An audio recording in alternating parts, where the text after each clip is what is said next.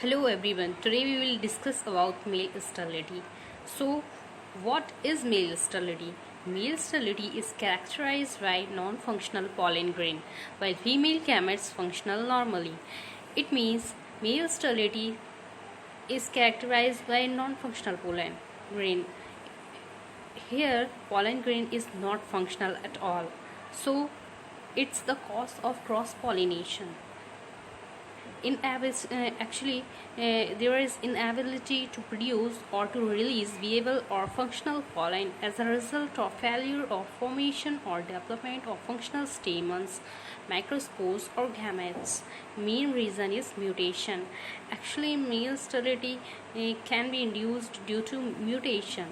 So if I explain it in Hindi, so male sterility का really meaning होता है कि पॉलन ग्रेन फंक्शनल नहीं होते हैं और लेकिन फीमेल गेमेट तो नॉर्मली फंक्शनल होती है, इसलिए हम इसमें क्रॉस पॉलिनेशन करा सकते हैं. सेल्फ पॉलिनेशन पॉसिबल नहीं होता है क्योंकि इसकी प्लांट की नेबिलिटी रहती है. मीन प्लांट अनेबल रहता है कि वो फंक्शनल पॉलन प्रोड्यूस नहीं कर सकता और डेवलप नहीं कर सकता.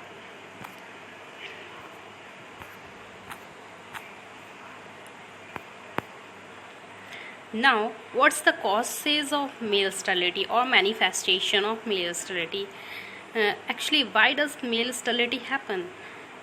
Just because absence or malformation of male organs. Male organs क्या होते हैं, मालफॉर्म्ड हो जाते हैं या डिस्ट्रॉयड हो जाते हैं या एब्सेंस रहते हैं या एब्सेंट रहते हैं, इसलिए मेल स्टेरिलिटी होती है. Failure to develop normal microsporogenous tissue anther. Actually microsporogenous tissue anther जो रहता है वही डेवलप नहीं होगा तो फिर पॉलन ग्रेन कहाँ से डेवलप होंगे, इसलिए मेल स्टेरिलिटी होती है. एबनॉर्मल माइक्रोस्पोरोजेनेसिस हो जाता है. क्या होता है, डिफॉर्म्ड और इनविएबल पॉलन होगा. एबनॉर्मल पॉलन मैच्योरेशन होगा. मीन पॉलन मैच्योर तो होंगे बट एबनॉर्मली होंगे. मीन नॉर्मल पॉलन मैच्योरेशन नहीं होगा. Non dehiscent anthers but viable pollen. Sporophytic control. Actually हम आगे पढ़ेंगे मेल स्टेरिलिटी में, तो इसके अलग अलग डिफरेंट टाइप हो रहेंगे. Various other than incompatibility preventing pollen from reaching ovule. Actually warriors भी होते हैं जो क्या होते हैं कि इनकम्पैटिबिलिटी को हम अगर हटाते हैं, एक्चुअली मेल स्टेरिलिटी और इनकम्पैटिबिलिटी दोनों रीज़न होते हैं कि जैसे क्रॉस पॉलिनेशन होता है और सेल्फ पॉलिनेशन नहीं हो पाता है. तो कुछ बैरियर्स भी होते हैं जो प्रिवेंट करते हैं पॉलन को कि वो ओव्यूल तक पहुंच नहीं पाता है.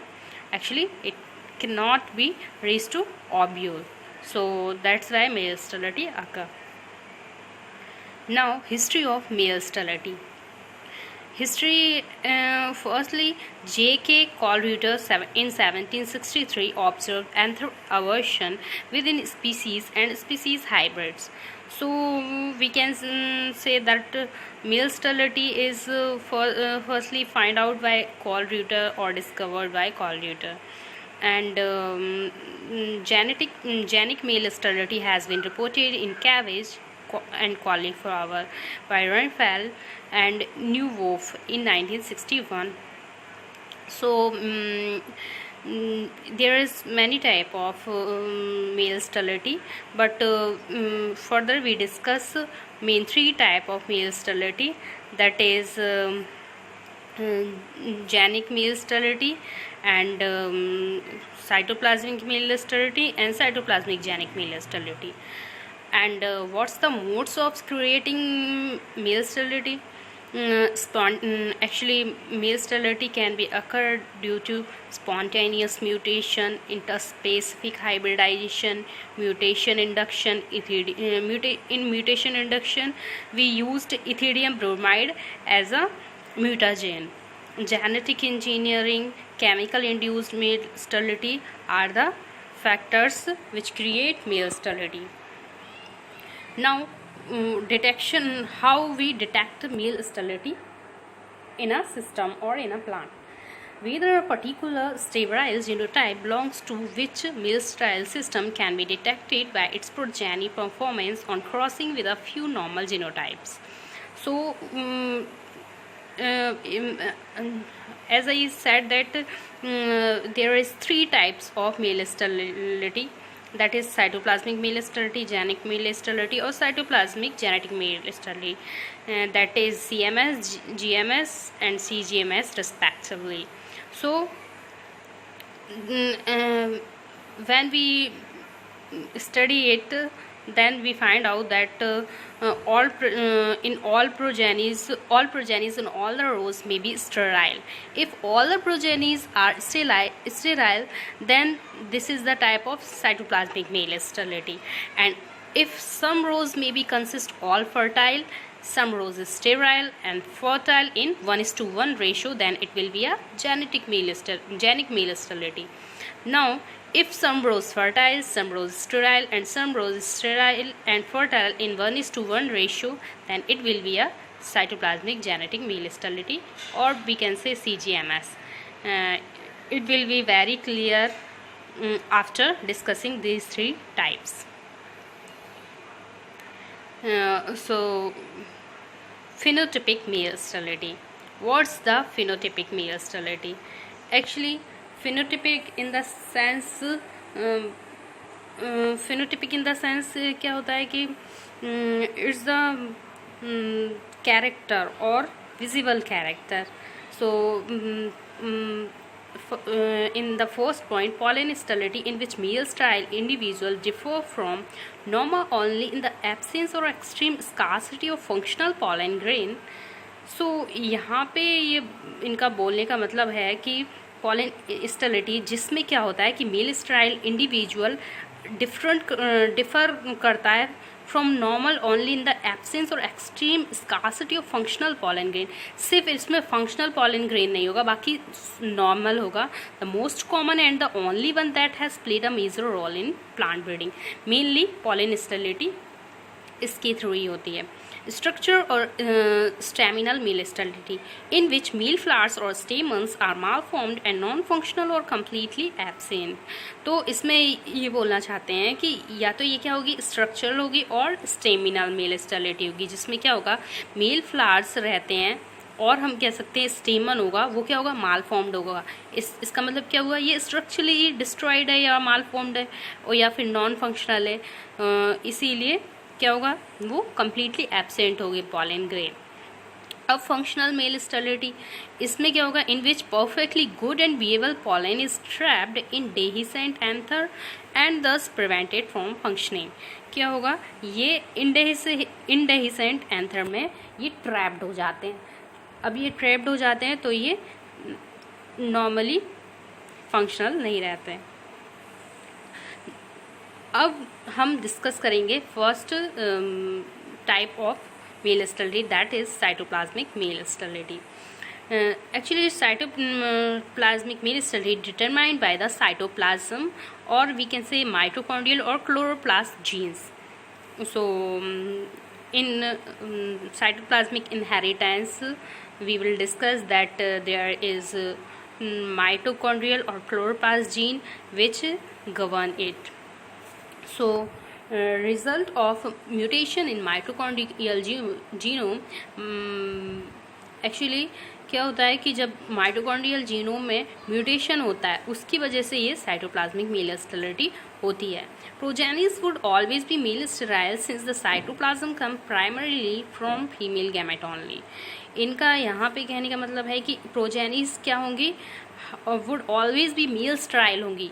चूँकि कब होंगी, then the cytoplasm come primary from the female gamete only.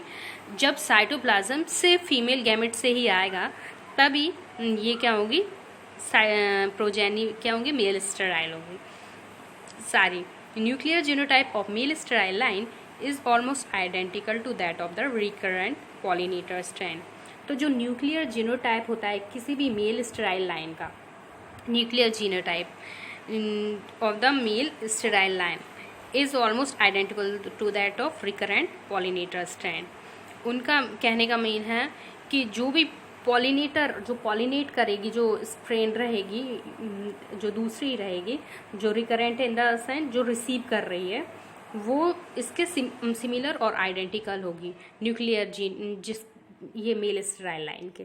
तो मेल फर्टाइल एक्चुअली इसमें कहने का मतलब सिंपल सा है कि जो ए लाइन होती है वो बी लाइन के सिमिलर होती है और आइडेंटिकल होती है, क्योंकि बी लाइन क्या हमेशा क्या होती है, मेंटेनर लाइन होती है, जिससे हम क्या करते हैं, इसको सिर्फ मेंटेन करते हैं। अभी यहाँ हम देखेंगे मेल फर्टाइल लाइन क्या है, बी लाइन है, और हम कह सकते हैं मेंटेनर लाइन है, जो कि यूज़ की जाती है मेंटेन करने के लिए मेल स्टेराइल लाइन को, जो हमारी ए लाइन होती है, जिसको हम एज अ फीमेल यूज़ करते हैं क्रॉसिंग में और ब्रीडिंग प्रोग्राम में।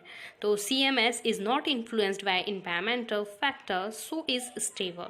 तो साइटोप्लाज्मिक मेल स्टेबिलिटी कभी भी इन्फ्लुएंस नहीं होती इन्वायरमेंटल फैक्टर्स से, जैसे कि टेम्परेचर होता है और भी ह्यूमिडिटी हो सकती है, तो इसीलिए इसको स्टेबल कह सकते हैं हम।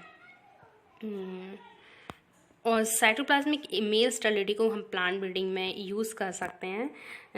ये मेनली किस में यूज़ हो सकती है, अनियन में, फॉडर ज्वार में और कैबेज में हम इसको यूज़ कर सकते हैं।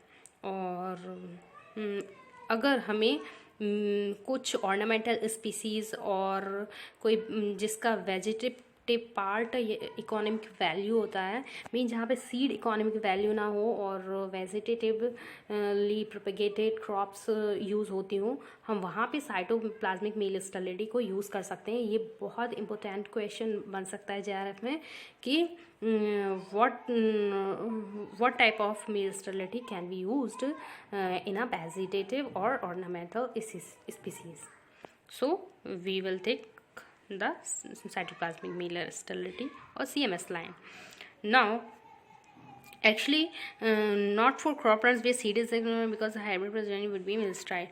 यहाँ पे हम ये जहाँ पे सीड इकोनॉमी की पार्ट होता है वहाँ CMS लाइन को क्यों यूज़ नहीं कर सकते, क्योंकि जो हाइब्रिड प्रोजेनी रहेगी वो क्या रहती है, मेल स्टेराइल रहती है, तो फिर वहाँ पे सीड बनता ही नहीं है। ठीक है, इसके बाद क्या होगा, यूज़ ऑफ ये तो हो गया है। नाउ जेनेटिक मेल स्टेरिलिटी, ये हमारा सेकेंड टाइप है जेनेटिक मेल स्टेरिलिटी। तो ऑल्सो इसको हम न्यूक्लियर मेल स्टेरिलिटी भी बोलते हैं। क्यों बोलते हैं, mostly govern by single recessive gene but dominant gene governing male sterility. तो यहाँ पे क्या होता है, ये मेनली तो रिसेसिव जीन से ही गवर्न होती है, लेकिन जो डोमिनेंट जीन होगा वो गवर्न करता है मेल स्टेरिलिटी को, जैसे कि सेफ्लावर में होता है। और स्पॉन्टेनियस म्यूटेशन और आर्टिफिशियल म्यूटेशन, इसका जो ओरिजिन होता है जेनेटिक मेल स्टेरिलिटी का, यूजुअली जो मेल स्टेरिलिटी होती है वो म्यूटेशन की वजह से भी होती है। तो म्यूटेशन में ये किसकी वजह से जेनेटिक मेल स्टेरिलिटी क्यों होती है, क्योंकि ये इसमें स्पॉन्टेनियस और आर्टिफिशियल म्यूटेशन हो जाता है, जो कि या तो गामा रेस की वजह से होगा या EMS की वजह से होगा। तो यहाँ जो कि एज अ म्यूटाजेन वर्क करते हैं। अब म्यूटाजेंस कॉलचिसिन होता है जो सोगम में यूज़ होता है, इथिडियम ब्रोमाइड होता है जो ग्राउंडनट मेज और वीट में यूज़ होता है, और एसीटोन होता है जो बार्ले में मेनली स्पेसिफिक है क्रॉप के लिए। तो ये पेपर में ऐसे भी आ जाता है कि कॉलचिसिन सोगम के लिए है या इथिडियम ब्रोमाइड किसके लिए यूज़ हो रहा है। अगर मेज़ का आ गया तो हम इथिडियम ब्रोमाइड लगाएंगे, ऐसा है। नाउ जेनेटिक मेल स्टेरिलिटी में क्या होता है, जेनेटिक मेल स्टेरिलिटी गवर्न होती है न्यूक्लियर जीन से, जैसे कि साइटोप्लाज्मिक मेल स्टेरिलिटी में वो माइटोकॉन्ड्रियल जीन से या फिर माइटोकॉन्ड्रियल DNA से गवर्न हो रही थी, जिसको हम कॉन्ड्रियोम भी बोलते हैं। लेकिन जेनेटिक मेल स्टेरिलिटी में ये न्यूक्लियर जीन से गवर्न हो रही है।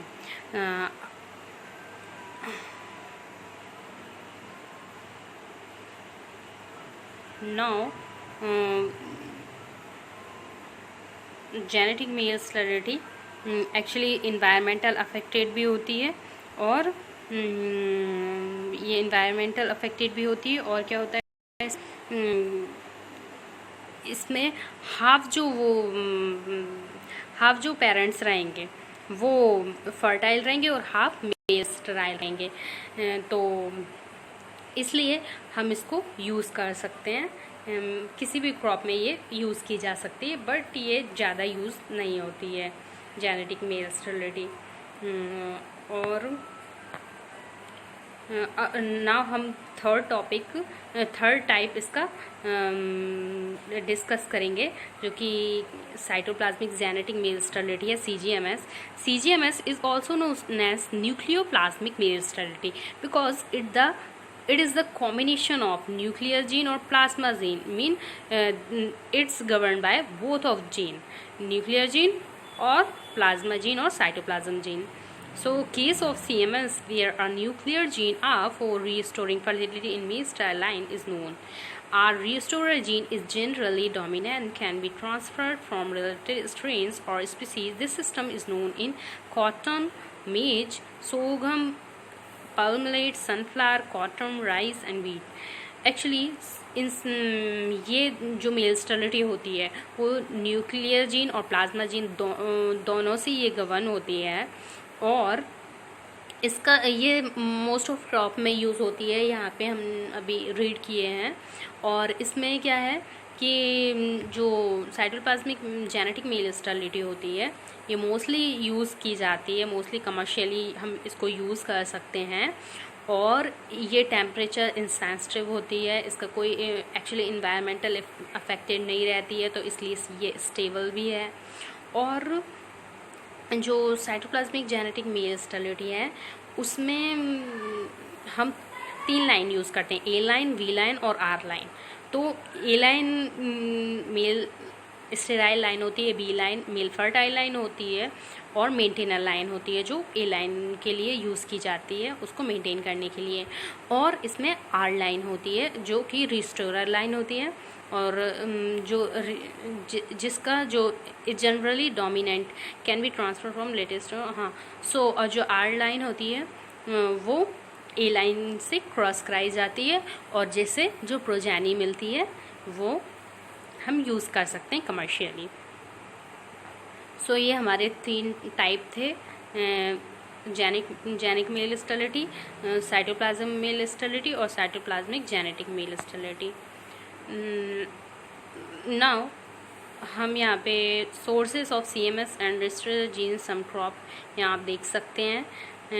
राइस में ये है, राइस में साइटोप्लाज्म लिया है CMS CW का, और रिस्टोरर जीन लिया है ओराइजा स्पॉन्टेनिया का। ऐसे आप देख सकते हैं CMS है ये ओराइजा सटाइवा का, और ये आप यहाँ पे इससे कॉपी करके नोट्स में लिख सकते हैं।